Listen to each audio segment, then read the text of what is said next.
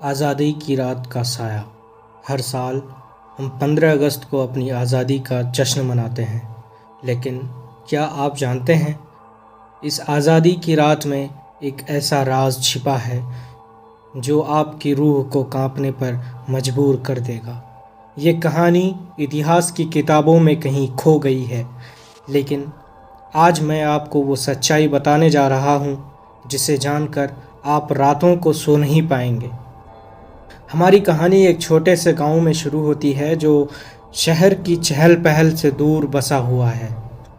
इस गांव में एक पुरानी और खौफनाक हवेली थी जिसे गांव वाले भूतिया हवेली के नाम से जानते थे। लोग कहते थे कि इस हवेली में जो भी गया वो वापस नहीं लौटा। लेकिन स्वतंत्रता दिवस की पूर्व संध्या पर 5 दोस्त अमित, रिया, समीर, प्रिया और राज ने इस हवेली में जाने की ठानी। वे युवा थे, साहसी थे और पुराने किस्सों को महज अफवाह मानते थे। उन्हें नहीं पता था कि जिस डरावनी कहानी को वे मजाक समझ रहे थे वो वास्तव में कहीं ज़्यादा खतरनाक थी। जैसे ही वे हवेली के करीब पहुँचे, हवा में एक अजीब सी खामोशी थी और हवेली का भव्य परंतु जर्जर स्वरूप उन्हें जैसे निकलने को तैयार था। दरवाज़ा खोला और वे अंदर दाखिल हो गए। अंदर का दृश्य किसी खंडहर से कम नहीं था। दीवारों पर दरारें, फर्श पर बिखरी धूल और घुप अंधेरा। वहाँ एक अजीब सी गंध थी, जैसे कुछ सड़ा हुआ हो। चलते चलते वे हवेली के लाइब्रेरी में पहुँचे, जहाँ एक पुराना डेस्क रखा था। डेस्क के अंदर उन्हें एक पुरानी डायरी मिली जो एक ब्रिटिश अधिकारी कर्नल विलियम हैरिस की थी। रिया ने उसे ज़ोर से पढ़ना शुरू किया। डायरी में कर्नल ने लिखा था कि यह हवेली कभी क्रांतिकारियों के लिए एक यातना घर थी। यहाँ उन पर अत्याचार किए जाते थे और उन्हें मार दिया जाता था। लेकिन कर्नल की डायरी के आखिरी पन्ने में कुछ ऐसा लिखा था जिसे पढ़कर उनके रोंगटे खड़े हो गए। कर्नल ने लिखा था कि अपने आखिरी दिनों में उसे उन लोगों की आत्माएं सताने लगी थीं जिन पर उसने अत्याचार किया था। जैसे ही रिया ने आखिरी शब्द पढ़ा, एक ठंडी हवा का झोंका आया और दरवाज़ा ज़ोर से बंद हो गया। उनके दिलों में भय का एक झटका लगा। उन्हें एहसास हो गया था कि वे अब अकेले नहीं हैं। अचानक कमरे का तापमान गिरने लगा, चारों ओर धुंध छा गई और फिर से हवेली के बाहर कदमों की आवाज़ सुनाई दी, धीरे धीरे लेकिन साफ। वे आवाज़ें हवेली के भीतर की ओर बढ़ने लगी और फिर दरवाजे के ठीक बाहर रुक गई। दरवाज़ा चरमराता हुआ खुला और सामने एक छाया खड़ी थी। वह ब्रिटिश वर्दी में एक आदमी था, लेकिन उसका चेहरा भयावह था।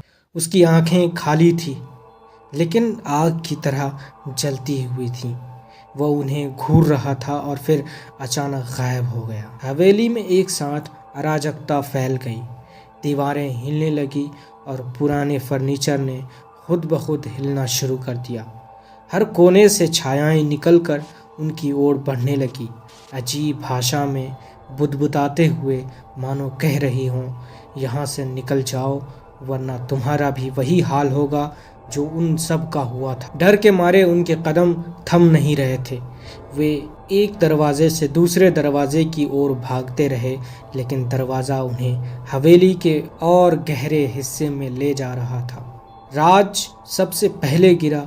जैसे ही उसने एक मोड़ लिया, फर्श अचानक नीचे धंस गया और वो अंधकार में समा गया। उसके चिल्लाने की आवाज़ हवेली में गूंज उठी। बाकी के चारों दोस्त भी भागे, लेकिन हवेली ने जैसे ठान लिया था कि वो उन्हें भी नहीं छोड़ेगी। आखिरकार वे चारों बड़े हॉल में पहुंच गए।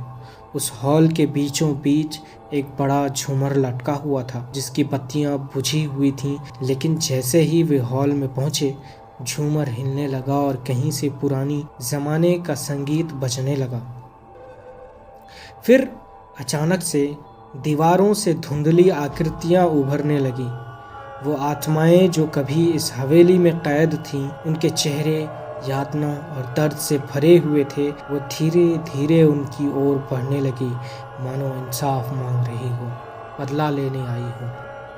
अमित, रिया, समीर और प्रिया ने अपने दिल थामे और एक आखिरी कोशिश में राष्ट्रगान गाने लगे। शायद उन्हें लगा कि देशभक्ति का गीत उन्हें भटकती आत्माओं को शांति दे सकता है। जैसे ही उन्होंने गाना शुरू किया, आत्माएं ठिठक गईं। उनके चेहरे पर कुछ नरमी आई, लेकिन ये बहुत देर तक नहीं रहा। अचानक झूमर जोर से गिरा और हॉल फिर से अंधकार में डूब गया। जब रोशनी लौटी तो हॉल में केवल रिया बची थी, बाकी सब गायब हो चुके थे। आत्माएं चली गई थी, हवेली फिर से खामोश हो गई थी। लेकिन रिया जानती थी कि वो बचाई नहीं गई थी, उसे चुना गया था।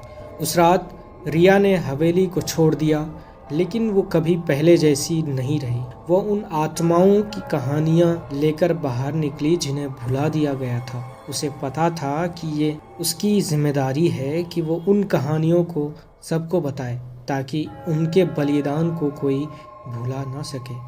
लेकिन हवेली ने उसे भी छोड़ने का फैसला नहीं किया था। हर साल स्वतंत्रता दिवस की पूर्व संध्या पर हवेली एक नई आत्मा की मांग करती थी, और रिया जानती थी कि एक दिन हवेली उसे भी वापस बुलाएगी। इसलिए अगर आप कभी उस छोटे से गांव में जाएं और कोई आपसे उस पुरानी हवेली के बारे में कुछ कहे, तो उसकी बात मानें, क्योंकि उन आत्माओं को अब भी चैन नहीं मिला है और वे भुलाए नहीं जा सकते। स्वतंत्रता दिवस की शुभकामनाएं। आज हम उन सभी वीरों को याद करते हैं जिन्होंने हमारी आज़ादी के लिए अपने प्राणों की आहुति दी। उनका बलिदान हमें याद दिलाता है कि आज़ादी की असली कीमत क्या होती है। आइए हम उनके संघर्षों को कभी न भूलें और इस स्वतंत्रता दिवस को पूरी श्रद्धा के साथ मनाएं। जय हिंद, जय भारत।